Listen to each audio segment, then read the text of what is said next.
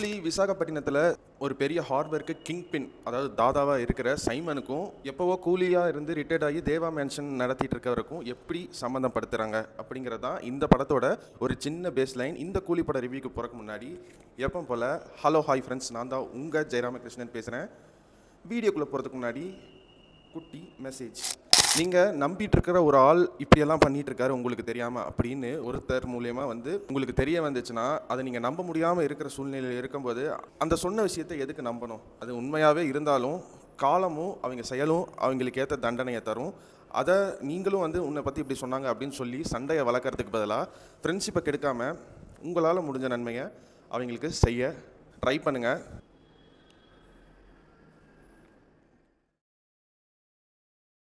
கூலி இந்த படத்தோட பாசிட்டிவ்ஸ்னு ஃபஸ்ட்டு எடுத்துக்கிட்டிங்கன்னா ஃபஸ்ட்டு மைண்டுக்கு வர்றது அனிருத்தோட பேக்ரவுண்ட் ஸ்கோர் தான்.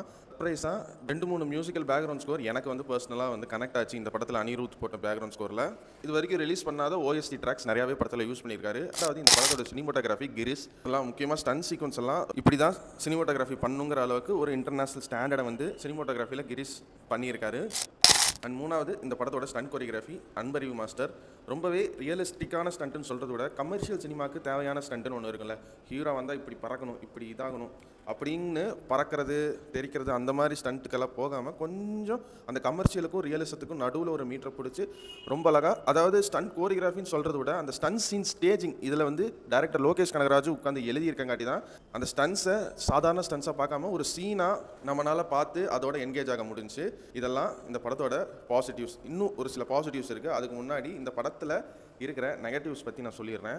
இந்த படம் எக்ஸப்டேஷன்ஸுங்கிறது ரொம்பவே அதிகம். எந்த மாதிரி கம்பேர் பண்ணுறேன்னு நினைக்காதீங்க. லியோக்கு எக்ஸப்டேஷன்ஸ் இருந்துச்சோ அந்த மாதிரி ஒரு ஹைப்பும் எக்ஸப்டேஷன்ஸும் இந்த கூலி படத்துக்குமே இருக்குது. இது எல்சிக்குள்ளே வருதா, இல்லை இது ஒரு டைம் ட்ராவல் சைஃபை த்ரில்லரா அப்படின்னலாம் இந்த நெட்டிசன்ஸ் இந்த டீகோடில் பண்ணுவாங்கள்ல, அவங்கெல்லாம் கிளப்பி விட்டது எதுவுமே இல்லை. அதெல்லாம் எதிர்பார்த்துட்டு வந்தீங்கன்னா உங்களுக்கு தான் ஏமாற்றம். லோகேஷ் சொன்ன மாதிரி இது ஒரு சர்ப்ரைஸ் இருக்குது.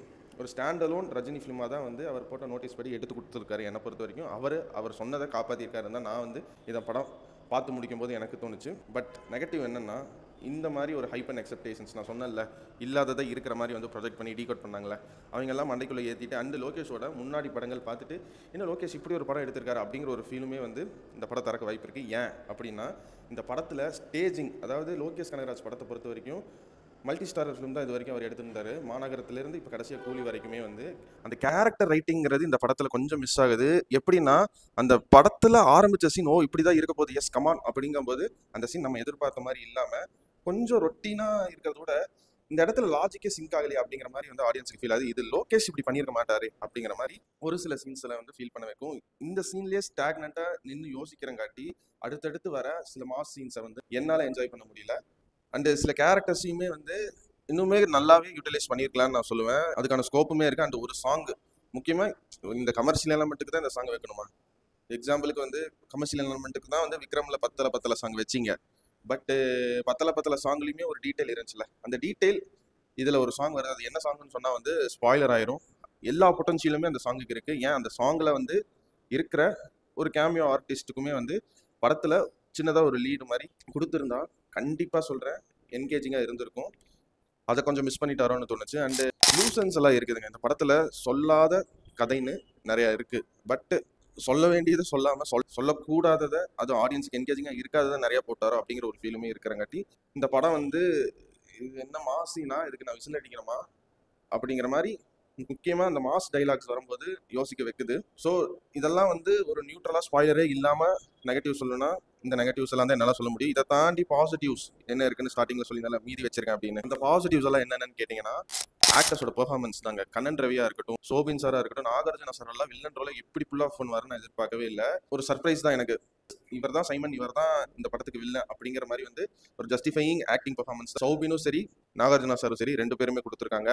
அண்டு சில சர்ப்ரைஸ் கேரக்டர்ஸ் எல்லாம் இருக்குது. அவங்களோட ஆக்டிங் பெர்ஃபார்மன்ஸ் எல்லாம் நீங்கள் நடிக்கிறாங்கடா அப்படிங்கிறத படத்துக்குள்ளே பார்க்கும்போது நம்மளுக்கு தெரியும். ஆனால் படத்தில் இருக்கிற கேரக்டர் தெரியக்கூடாதுல்ல, இதெல்லாம் ஒரு ட்விஸ்டா அப்படின்னு ஃபீல் பண்ண வைக்காத மாதிரி இப்படி தாண்டா ட்விஸ்ட் இருக்கணும் அப்படின்னு ஒரு நச்சுன்னு ஒரு ட்விஸ்ட்டில் ஒரு கேரக்டர் ப்ளே பண்ணியிருப்பாங்க. அந்த கேரக்டரில் நடிச்சவங்களுமே ஒரு நல்ல performance. And Shruti Haasan acting பெர்ஃபார்மன்ஸை நல்லாவே புல் ஆஃப் பண்ணியிருக்காங்க. அண்ட் அந்த கேரக்டரையுமே இன்னும் நல்லா எழுதியிருக்கலாம்னு எனக்கு தோணுச்சு படத்தில் பார்க்கும்போது. அண்ட் முக்கியமாக இந்த படத்தில் ரொம்ப நாளாக பார்க்காத ஒரு ரஜினிகாந்தை வந்து பார்த்துருக்கோம். சூப்பர் ஸ்டார் படங்களில் இருக்கிற ஒரு வேக்யூமை வந்து இந்த படத்தில் வந்து லோகேஷ் கனகராஜ் முடிஞ்ச அளவுக்கு ஃபில் பண்ண ட்ரை பண்ணியிருக்காரு. அண்ட் ஹியூமர் சீன்ஸ் முக்கியமாக மாஸ் சீன்ஸோட எனக்கு நல்லாவே ஒர்க் அவுட் ஆச்சு.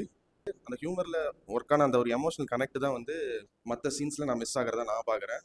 அண்டு இதுக்கு மேலே சொன்னால் இந்த படத்தில் ஸ்பாய்லராக உடச்சு சொல்கிற மாதிரி தான் நிறைய சீன்ஸ் வந்து சொல்ல வேண்டியதாக இருக்கும். ஸோ ஸ்பாய்லர் ஃப்ரீ ரிவ்யூவில் என்னெல்லாம் கவர் பண்ண முடியுமோ முடிஞ்ச அளவுக்கு எல்லாத்தையும் கவர் பண்ணிட்டேன்னு நினைக்கிறேன். அண்ட் இந்த கூலி படத்துக்கு என்னோட ரேட்டிங் என்னன்னு கேட்டிங்கன்னா 100க்கு 40 மார்க்ஸ் தான் நான் தருவேன். கூலி doesn't live up to the expectations in some cases. நான் உங்களை இதே மாதிரி இன்னொரு சூப்பரான வீடியோவில் சந்திக்கிற வரைக்கும் நீங்களும் நல்லா இருங்க, எல்லாரையும் நல்லா வச்சிருங்க. அவ்வளோதாங்க விஷயம். நன்றி, வணக்கம், பை பாய். நான் வரேங்க.